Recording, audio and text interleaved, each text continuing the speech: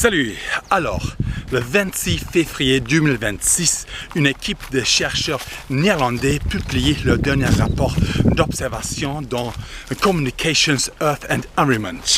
Ils observent un déplacement du Gulf Stream et même si ce déplacement du Gulf Stream est observé depuis l'année 1965 déjà, il semble que ce déplacement du Gulf Stream s'accélère effectivement. Ils ont observé un déplacement brutal de 219 km direction nord depuis ces 2 dernières années. Il parle ainsi d'un effondrement. Il parle d'un effondrement puisque ce déplacement du Gulf Stream est déjà provoqué en fait par le réchauffement climatique et surtout parce qu'il arrive 25 années plus tôt, 25 années trop tôt par rapport aux estimations et simulations qui ont été faites, ce qui veut dire que le réchauffement climatique s'accélère et arrive beaucoup plus vite qu'imaginé. En vous parlant du Gulf Stream, je parle des courants océaniques. Or, on peut également parler du golfe Persique, puisqu'ici aussi se joue actuellement une catastrophe naturelle pourtant méconnue par les médias, puisque les frappes israélo-américaines contre l'Iran frappent également les installations et navires pétroliers, ce qui signifie que le pétrole transporté par ces navires se déverse dans le golfe Persique et provoque ainsi une marée noire observable depuis l'espace, notamment autour de l'île Chida, qui est une île corallienne, une réserve naturelle protégée. Mais ça ne s'arrête pas là, puisque le pétrole s'infiltre également dans les filtrations des usines de dessalement et menace ainsi la production de l'eau potable pour plusieurs centaines de millions de personnes. Or, cette marée noire est observée depuis le mois d'avril 2026. Aujourd'hui, nous sommes en thèse, nous sommes en juillet 2026. Donc, nous sommes déjà 3 mois plus tard.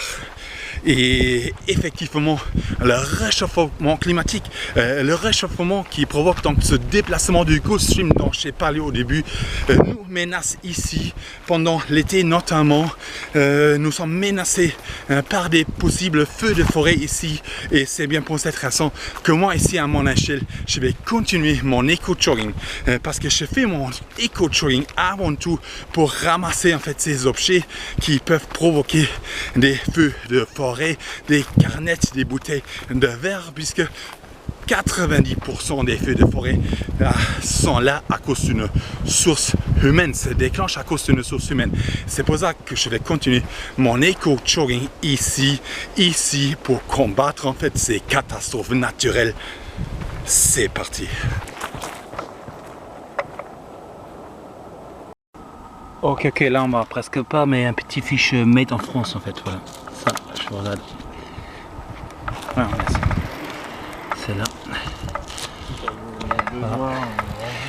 Donc voilà, on va ramasser ça. Furcom, je sais pas qu'est-ce que c'est, mais voilà, c'est un drapeau français dessus. On va pas laisser ça ici, c'est plastifié, donc voilà, il faut ramasser ça. Ok, là alors dans mon ombre, il y a ce mouchoir.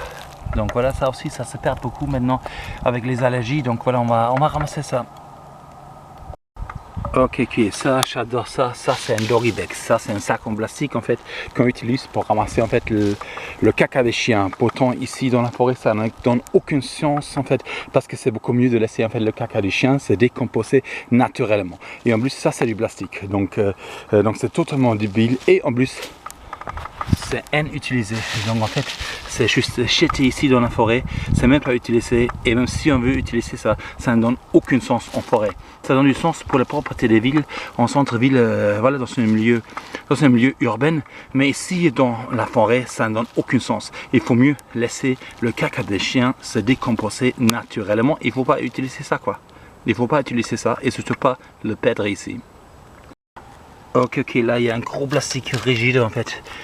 Au milieu de nulle part, on ne sait pas comment ça arrive ici, il faut ramasser ça. Ok, là il y a un mouchoir, à mon avis c'est un mouchoir, même s'il y a une tasse de thé qui est dessinée dessus. Donc peut-être c'est un sopana aussi, mais on s'en fout, ça n'a pas sa place ici. Donc on va ramasser ça. Ok, on est encore sur les dunes, encore du plastique rigide. Ça vient initialement de l'océan et ça vient initialement des rivières, ça vient initialement des terres. Donc les choses qui échouent ici, les déchets qui échouent ici viennent en fait de la terre.